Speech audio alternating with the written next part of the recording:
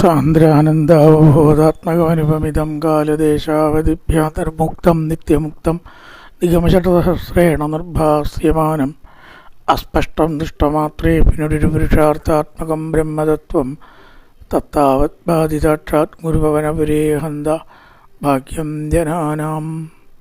നമസ്കാരം. സനാതന ധർമ്മസംഹിതകൾ പങ്കുവയ്ക്കാനായുള്ള ചാനലായ നാദശ്രീയിലേക്ക് എല്ലാവർക്കും സ്വാഗതം. പ്രിയരെ, ചാനൽ സബ്സ്ക്രൈബ് ചെയ്യാനും ലൈക്ക് ചെയ്യാനും ഓർമ്മപ്പെടുത്തിക്കൊള്ളുന്നു. ശ്രീമദ് നാരായണീയത്തിലെ സന്തുഷ്ട നാരദ നിവേദിത തന്ത്രമാർഗത്വം ആരരാധ എന്ന് പറഞ്ഞു. കാട്ടിലേക്ക് ഈശ്വര സാക്ഷാത്കാരത്തിനായി പുറപ്പെട്ടതായ ധ്രുവന് നാരദനാൽ പറഞ്ഞു കൊടുക്കപ്പെട്ടതായ മന്ത്രം കൊണ്ട് അദ്ദേഹം കാട്ടിൽ തപസ് ആരംഭിച്ചു എന്ന് പറഞ്ഞു. ത്വാം ആരരാധ തപസ മധുകാനനാന്തേ എന്നാണ് പറഞ്ഞത്. ആ തപസ്സിനെ ഇവിടെ വർണ്ണിക്കുന്നു. താവത്, 6ാമത്തെ ശ്ലോകം, താവത് തപോബല നിരിച്ഛസിതേതിഗന്ധേ ദേവാർത്തിദത്തമുദയത് കരുണാദ്രചേത തദ്രൂപചിത്തസനിലീനമതേ പുരർത്താദാവിർബഭൂവിത വിഭോ ഗരുഡാതിരൂഢ. തപസ് ചെയ്തതും ഭഗവാൻ പ്രത്യക്ഷപ്പെട്ടത് ഒരൊറ്റ ശ്ലോകത്തിൽ അങ്ങോട്ട് ചുരുക്കി പറഞ്ഞിരിക്കുകയാണ്. അതായത് ഇവിടെ ബാലേന ക്രമത്തിൽ വർദ്ധിപ്പിക്കപ്പെട്ടതായിട്ടുള്ള തപസ് എന്ന് ക്രമത്തിൽ ഇങ്ങനെ വർദ്ധിപ്പിക്കുകയാണ്. അത് പെട്ടെന്നൊരു ഇതല്ല. അതിലൊരു ശ്ലോകമുണ്ട്, 5ാമത്തെ ശ്ലോകം നമ്മൾ പറഞ്ഞില്ല അല്ലേ, ക്ഷമിക്കണം. 5ാമത്തെ ശ്ലോകം, താതേ വിഷണ്ണ ഹൃദയേ നഗരി ഗതേന ശ്രീനാരദേന പരിസാന്ധിത ചിത്തവൃത്തൗ ബാലസ്ത്വതർപ്പിതമന ക്രമവർദ്ധിതേന നിന്നെ കഠോര തപസ കില പഞ്ചമാസാൻ.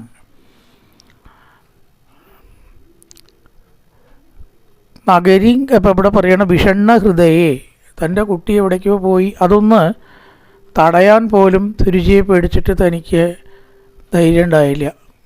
അപ്പോൾ പോയ വഴിക്ക് പോട്ടേന്നാ, നമുക്ക് വിളിക്കേണ്ട ആവശ്യം എന്താ അങ്ങേക്ക് എന്ന് ചോദിക്കുമോ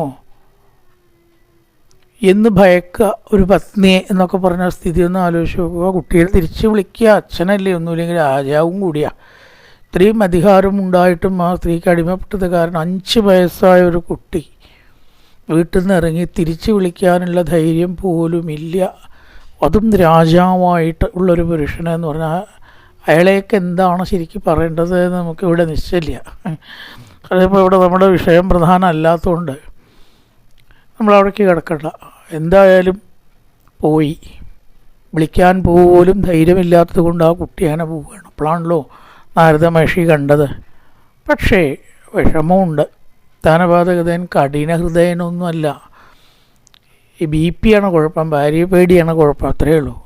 കഠിന ഹൃദയനല്ല. അപ്പം അതുകൊണ്ട് ഏതൊരു പിതാവിനും ഉണ്ടാകുന്ന വികാരം തീർച്ചയായിട്ടും രാജാവിനുണ്ട് എന്ന് തന്നെ ഇതിൽ നിന്ന് മനസ്സിലാക്കാം. വിഷണ്ണ ഹൃദയേ, വളരെയേറെ അദ്ദേഹം ദുഃഖിച്ചു. ഈശ്വര, ഇങ്ങനൊരവസ്ഥ, ആ കുട്ടീനെ തിരിച്ചു വിളിക്കാൻ പോലും തനിക്ക് സ്വാതന്ത്ര്യമോ അധികാരമോ ഇല്ലാതായല്ലോ. ഒരു കാര്യം നമ്മൾ ചിന്തിക്കേണ്ടത് എന്താ വെച്ചാൽ, സാധാരണക്കാരുടെ വിഷയം എല്ലാവരും ഒരുപോലെ ഇല്ല. പക്ഷേ ചില ആളുകൾക്കൊക്കെ ഈ പ്രശ്നങ്ങളുണ്ടാവും. എൻ്റെ പത്നി എന്തെങ്കിലും എനിക്ക് അലോഗ്യമാവും. ഒരുപാട് ആൾക്കാരെ നമുക്കറിയാമില്ലേ. അയാൾ ചിലപ്പോൾ IG ആവാം, DIG ആവാം. അങ്ങനെയുള്ള അനവധി പുരുഷന്മാർ പ്രധാനികളാണെങ്കിലും ശക്തി ഉണ്ടെങ്കിലും അധികാരം ഉണ്ടെങ്കിൽ പോലും സ്ത്രീകളുടെ മുമ്പിൽ ആ ഒരു ഇത് അങ്ങനെയാണ് അതിൻ്റെ ഒരു രീതി. അങ്ങനെ ആവുമ്പോൾ അത്രയൊന്നും സ്ഥാനത്ത് അല്ലെങ്കിൽ ധനം കൊണ്ടോ ബാക്കിയുള്ളത് കൊണ്ടോ മീതെ അല്ലാത്ത നമ്മൾ ചില കാര്യങ്ങൾക്ക് ഭാര്യയെ ആശ്രയിക്കുക അല്ലെങ്കിൽ അവർക്ക് ദാഹേണ്ടി വന്നാൽ എന്താണ് അത്ഭുതം. എന്നാലും അയാളൊരു പുരുഷനല്ലേ എന്നൊന്നും പറഞ്ഞിട്ടൊന്നും കാര്യമില്ല. രാജാവിൻ്റെ സ്ഥിതി ഇങ്ങനെയാവുക, ഉയർന്ന സ്ഥാനത്തുള്ളവരുടെ സ്ഥിതി ഇങ്ങനെയാവുക. പിന്നെ വേണ്ട ഇപ്പം നമ്മളൊക്കെ നമുക്കിപ്പോൾ അത്രയ്ക്കൊക്കെ അധികാരവും സ്വാധീനമൊന്നുമില്ല. അപ്പം അങ്ങനെ വേണ്ടി വന്നാൽ നമ്മളെന്ത് ചെയ്യുക? ഇതൊക്കെ ഓർക്കുക. ഇത് ലോക സ്വഭാവമാണ്. അതൊക്കെ ലോകത്തിൻ്റെ സ്വഭാവത്തിനെ മാറ്റാൻ നമുക്ക് പറ്റുമോ? എന്തായാലും നാരദൻ ഈ കുട്ടിയെ തപസ്സിന് അയച്ചിട്ട് എന്ത് ചെയ്തു? ഈ കൊട്ടാരത്തിലേക്ക് വന്നു. നാരദനില്ലാതിക്കിലേക്ക് എപ്പോഴും പ്രവേശനം ഉണ്ടല്ലോ. നഗരിംഗതേന ശ്രീനാരദേന പരിസാന്തിത ചിത്തവൃത്തവും. നഗരത്തിൽ പ്രവേശിക്കപ്പെട്ട ശ്രീനാരദനാൽ രാജാവ് പരിസാന്തിത ചിത്തവൃത്തവും സമാധാനിപ്പിക്കപ്പെട്ടു. ആശ്വാസവാക്കുകൾ നാരദൻ പറഞ്ഞു. അപ്പം ആദ്യം ഇവിടെ ചോദിക്കേണ്ടത് എന്താണ് രാജൻ, അങ്ങക്ക് വല്ലാത്ത വിഷമം, പരിമ്ലാനമുഖാംബുജ, അങ്ങ് പരിമ്ലാനമുഖാംബുജനാവാൻ എന്താണ് കാരണം? അപ്പോഴാണ് ഈ കുട്ടിയുടെ കാര്യമൊക്കെ ഇതാ ഇങ്ങനെ പറഞ്ഞത്. അപ്പോൾ പറഞ്ഞു, ഞാൻ ആ ഉണ്ണിയെ കണ്ടു. അങ്ങയുടെ ഉണ്ണിയെ കണ്ടിട്ടാണ് ഇപ്പോൾ ഞാൻ വരണത്. സുതോമേ ബാലകോ ബ്രഹ്മൻ സ്ത്രൈണേന അകരുണാത്മന, ഒട്ടും ദയയില്ലാത്ത വിധം അകരുണാത്മാവായിട്ട് എൻ്റെ പുത്രനെ കാട്ടിലേക്ക് അയക്കേണ്ട അവസ്ഥ എനിക്ക് വന്നു. അതാണ് ഞാൻ വിഷമിച്ചിരിക്കുന്നത്. നിവാസിത പഞ്ചവർഷസഹമാത്ര മഹാൻ കവി. നാരദൻ മാ ശുചസതനയം ദേവഗുപ്തം വിശാൻപദേ തൽപ്രഭാവം അവിജ്ഞായ പ്രാവൃത്തെ ദശീ ജഗത്. രാജാവി, അങ്ങ് ദുഃഖിക്കേണ്ട, ആ കുട്ടിയുടെ പ്രഭാവം അങ്ങേക്ക് ശരിക്കും അറിയില്ല. അതുകൊണ്ടാണ് അങ്ങ് ദുഃഖിക്കുന്നത്. അറിയുമായിരുന്നെങ്കിൽ ദുഃഖിക്കുമായിരുന്നില്ല. കാരണം അത് സാധാരണ കുട്ടിയൊന്നുമല്ല. ദുഷ്കരം കർമ്മകൃത്വ ലോകപാലേരവിപ്രഭു. ലോകപാലന്മാർക്കും കൂടി സാധിക്കാത്തതാണ് ഈശ്വരപ്രസാദവും ദിവസമൊക്കെ. പക്ഷെ അങ്ങയുടെ കുട്ടി അതിന് സാധിക്കും. കുട്ടിക്ക് അതിന് സാധിക്കും. ഐഷ്യത്യചിരതോ രാജന്യശോ വിപുലയൻ സ്തവ. ഈ ലോകത്തിൽ മുഴുവൻ അങ്ങയുടെ കീർത്തി പരത്തിക്കൊണ്ട് ആ കുട്ടി വരും. അപ്പോഴാണ് രാജാവ് ചോദിക്കണം, അയ്യോ അപ്പം എൻ്റെ കുട്ടിയെ അങ്ങ് കണ്ടുവോ നാരദ? എന്തേ ഇങ്ങോട്ട് കൂട്ടിക്കൊണ്ടുവരാതിരുന്നത്? എൻ്റെ ഉണ്ണി ആ കാട്ടിൽ അങ്ങേക്ക് ഇങ്ങോട്ട് കൂട്ടിക്കൊണ്ടുവരായിരുന്നില്ലേ? കൂട്ടിക്കൊണ്ടുവരാൻ ഞാൻ ശ്രമിക്കാഞ്ഞിട്ടല്ല രാജാവേ. ആ കുട്ടി ഈശ്വരനിൽ ഏതോ ചില നിയോഗത്താൽ എത്താൻ യോഗമുള്ള ജീവനാണ് എന്നെനിക്ക് മനസ്സിലായി. ഞാൻ പരീക്ഷിച്ചിട്ടാണ് തപസ്സിന് അയച്ചത്. അപ്പോൾ പ്രപഞ്ചത്തിലേക്ക് തിരിച്ചു കൊണ്ടുവരേണ്ട ഒരു കുട്ടിയൊന്നും അല്ല അത്. അങ്ങനെ ഈശ്വരനോട് കൂടിയിട്ട് അടുക്കുന്ന ഒരു ജീവനെ യാതൊരു കാരണവശാലും തിരിച്ചു കൊണ്ടുവരാൻ പാടില്ല. അഥവാ അവിടേക്കും ഇല്ല എന്നാണെങ്കിൽ ഇങ്ങോട്ട് കൊണ്ടുവരാം. അത് ഞാൻ ശ്രമിച്ചു. പക്ഷെ എനിക്ക് മനസ്സിലായി. അതുകൊണ്ട് അങ്ങ് ദുഃഖിക്കേണ്ട. മാ ശുച സതനയം, സുപുത്രനെക്കുറിച്ച് അങ്ങേക്ക് വേവലാതി ആവശ്യമില്ല. അവന് ഈ രാജകൊട്ടാരോ ഇതിൻ്റെ സുഖമോ ഒന്നും പ്രശ്നമല്ല. രാജലക്ഷ്മിയും അനാദൃത്യ പുത്രമേവാന്വചിന്തയൻ ദേവർഷിണാ പ്രോക്തം വിശുദ്ധ ജഗദീപതി. ദേവർഷിയാൽ പറയപ്പെട്ടതായിട്ടുള്ള രാജാവ്, ഈ രാജാവിൻ്റെ ആ ഒരു മാനസികാവസ്ഥ പുത്രനെ തന്നെ ചിന്തിച്ചുകൊണ്ടിരിക്കുകയാണ്. അങ്ങനെ അങ്ങയുടെ യശസ്സ് വിപുലമാക്കിക്കൊണ്ട് തപസ് ചെയ്ത് ഭഗവാനെ പ്രത്യക്ഷപ്പെടുത്തി കൊണ്ടുവരും എന്ന് പറഞ്ഞു. ഒരു ലോകകാര്യങ്ങളിലും അവന് താല്പര്യവുമില്ല. രാജാവാവട്ടെ രാജലക്ഷ്മി അനാദൃത്യ എന്നാണ്, രാജാവിനാണത്. ലോകസുഖങ്ങളിലോ രാജ്യകാര്യങ്ങളിലോ രാജ്യഭോഗങ്ങളിലോ ഒട്ടും തന്നെ മനസ്സ് പോവാതെ തൻ്റെ കുട്ടിയെ തന്നെ ചിന്തിച്ചിരുന്നു. എന്ത് തപസ്സായാലും എന്ത് നാരദം പറഞ്ഞാലും കുട്ടി കാട്ടുപോവാന്ന് പറയണത് ആ രാജാവിന് താങ്ങാനാവുന്നതിലധികമായിരുന്നു. ഇനി ആ കുട്ടിയുടെ തപസ് ഇവിടെ പറയണം. ത്രിരാത്രാന്തേ കപിത്തബദരാശന. ഞാൻ ഇന്നലെ 3 മാസം, ആദ്യത്തെ 3 മാസം സിപ്പ് ഓഫ് ദി ടങ്ക് വന്നു. അത് അങ്ങനെ എല്ലാട്ടോ ക്ഷമിക്കണം, അത് പറയുമ്പോൾ അങ്ങനെ മാറിപ്പോയതാ. ഓരോ മാസത്തെ കാര്യമാണ് ഇവിടെ പറയണത്. കഴിഞ്ഞ എപ്പിസോഡിൽ ചെറിയ ചില അങ്ങോട്ടും ഇങ്ങോട്ടുള്ള പെശകുകൾ വന്നിട്ടുണ്ട്. 3 മാസം എന്നല്ല, ആദ്യത്തെ 3 മാസമല്ല, ആദ്യത്തെ മാസത്തിൽ, 2ാമത്തെ മാസം, 3ാമത്തെ മാസം, അങ്ങനെ 5 മാസത്തെ കാര്യമാണ് പറയുന്നത്. ത്രിരാത്രാന്തേ എന്ന് പറഞ്ഞാൽ ആദ്യത്തെ മാസത്തിൽ എത്രത്തെ ദിവസം കൂടുമ്പോൾ ഭക്ഷണം കഴിച്ചു എന്ന് ഇവിടെ പറയുകയാണ്. അവിടെ നാരായണീയത്തിൽ ക്രമോബലത എന്ന് പറയാനുള്ള കാരണം ബാലഹ ത്വദർപ്പിതമന ക്രമവർദ്ധിതേന ക്രമത്താൽ വർദ്ധിക്കപ്പെട്ട ആദ്യത്തെ മാസം 3 ദിവസം കൂടുമ്പോഴാണ് ആഹാരം. അത് വീണ് കിടക്കുന്ന പഴങ്ങൾ, ബദരി മുതലായിട്ട പഴങ്ങളൊക്കെ കഴിക്കുക.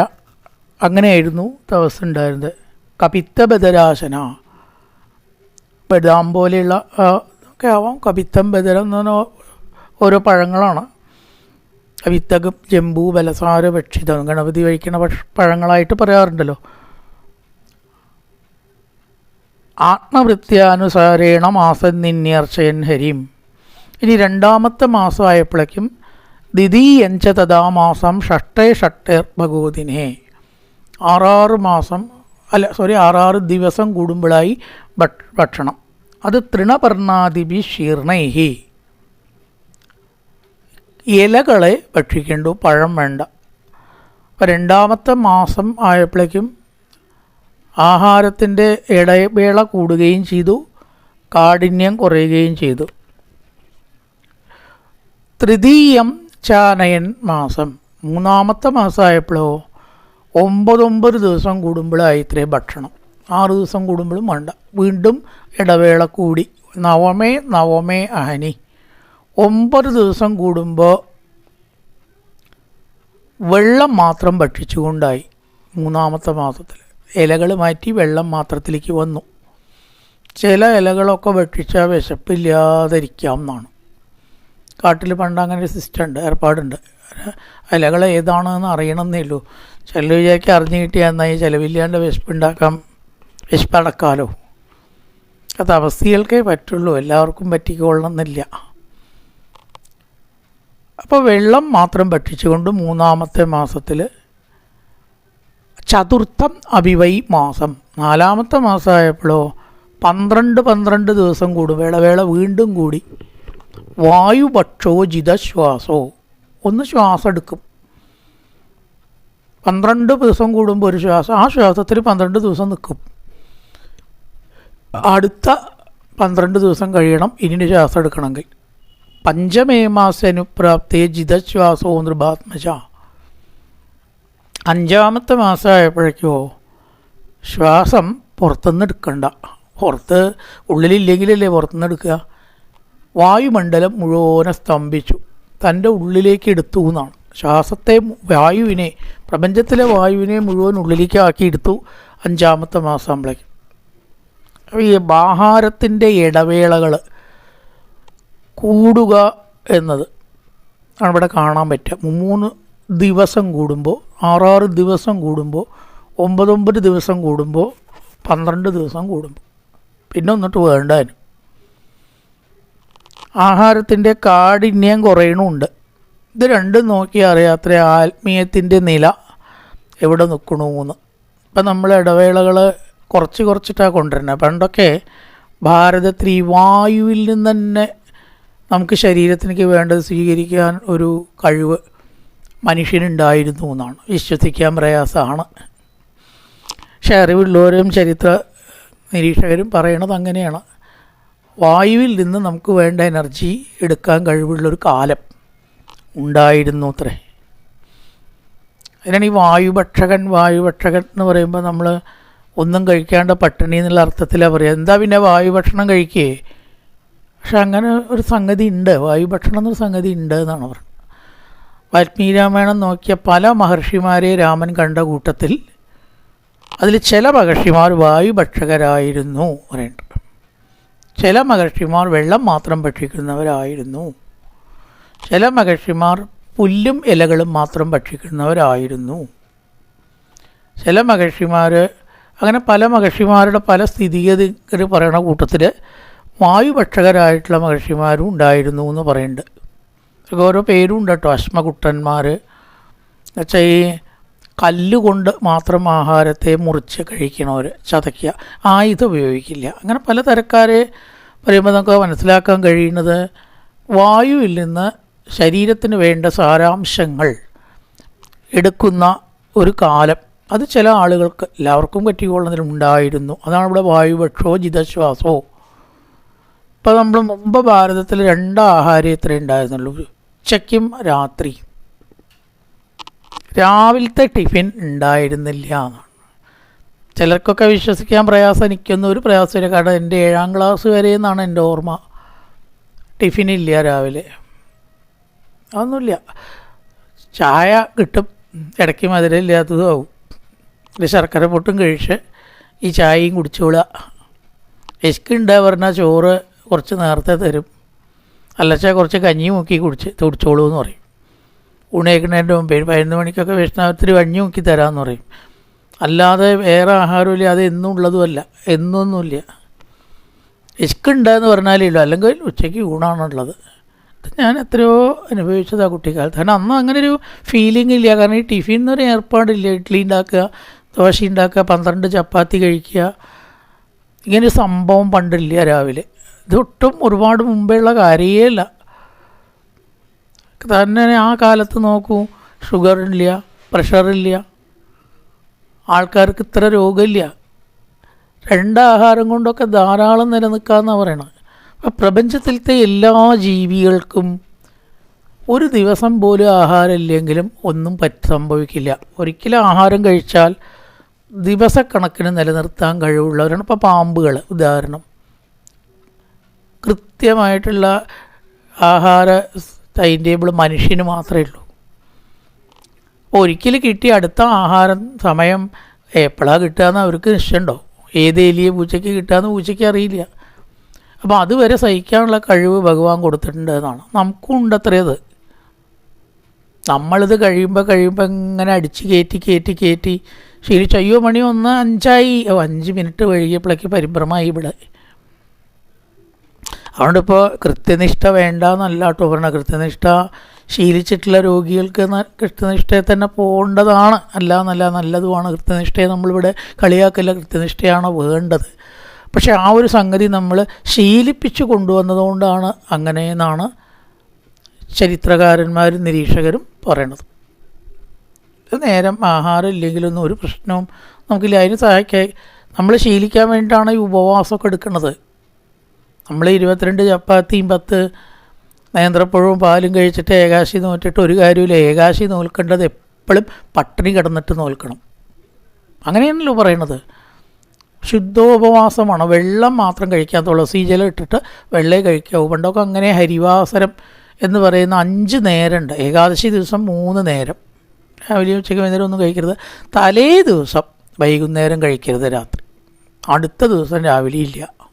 5 നേരം ഉൾപ്പെട്ടതാണ് പണ്ടത്തെ ഏകാദശി. അപ്പം ആത്മീയ ശക്തി പലപ്പോഴും ലഭിക്കുന്നത് ആഹാരത്തിൽ നിന്നല്ല, മനസ്സിൽ നിന്നാണ് എന്ന് ചിന്തിച്ചാൽ കാണാം. നല്ലോണം ഭക്ഷണം കഴിച്ച് പായസവും കഴിച്ച അയാളെ കൊണ്ട് എന്തിനെങ്കിലും കൊള്ളുമോ?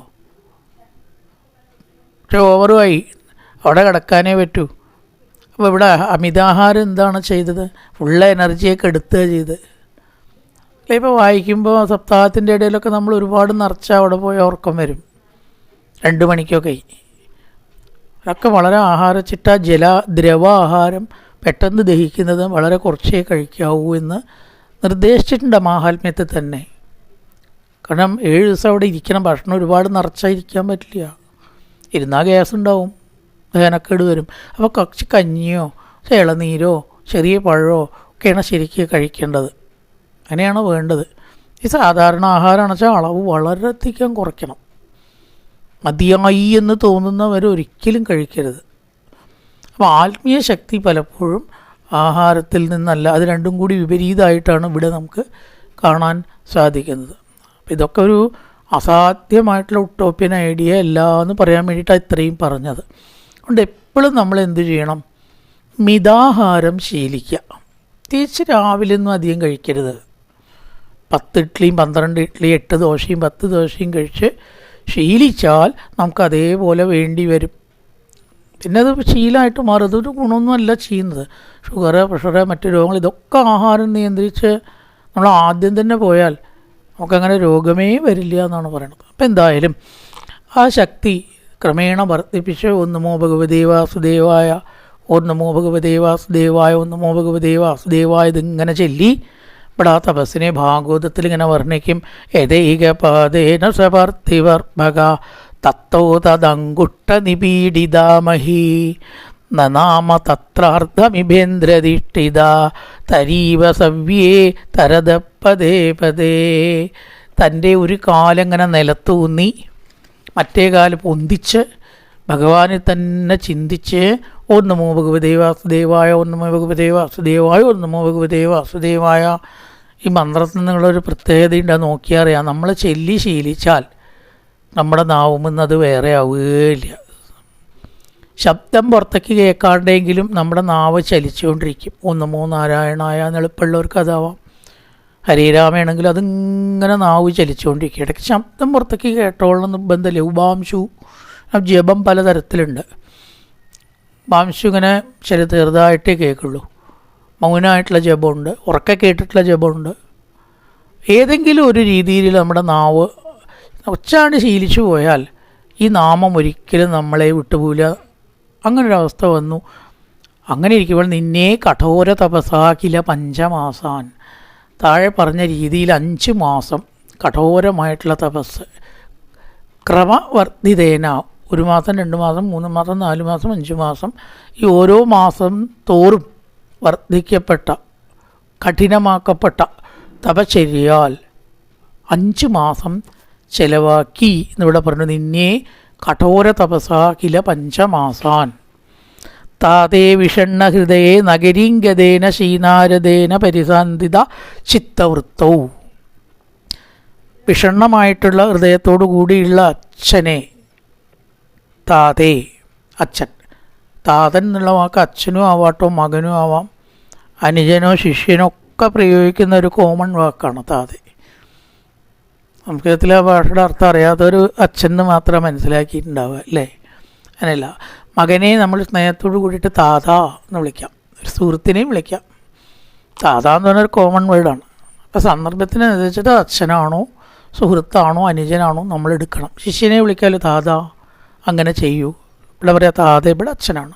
താതേ വിഷണ്ണഹൃദയേ നഗരീംഗതേന ശ്രീനാരദേന, നഗരത്തിൽ പോയ ശ്രീനാരദനാൽ പരിസാന്തിത ചിത്തവൃത്തവും, ശരണെ കണ്ടിട്ട് വരും, അങ്ങയുടെ യശസ് ലോകം മുഴുവൻ എത്തിക്കും പ്രകാരം പരിസാന്തിത ചിത്തവൃത്തവും, സമാധാനിപ്പിക്കപ്പെട്ട മനസ്സോടു കൂടിയിട്ട്.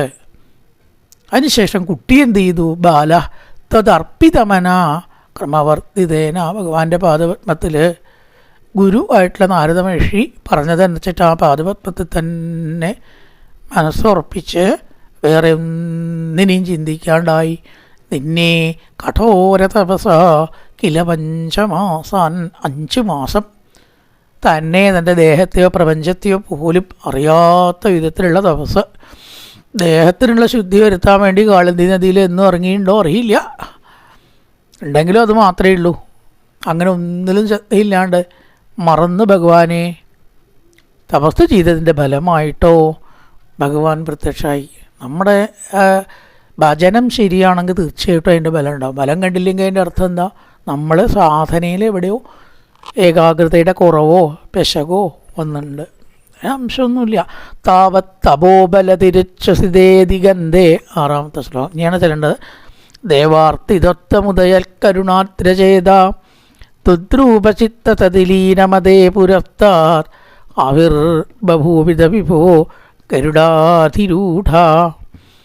അങ്ങനെ ശ്വാസം മുട്ടൽ ദേവന്മാർക്കും പ്രപഞ്ചത്തിലെല്ലാവർക്കും അനുഭവപ്പെട്ടു. തപോബല നിരിച്ഛസിതേ, ഉച്ഛസിക്കുക ശ്വസിക്കുക എന്നാണ്. ഉള്ളിലേക്ക് എടുക്കണതിനത്ര ശരിക്കും ശ്വാസം ആ ഉച്ഛ്വാസം എന്ന് പറയാം. പുറത്തേക്ക് വിടുന്നതിനാണ് ശ്വാസം എന്ന് പറയുക.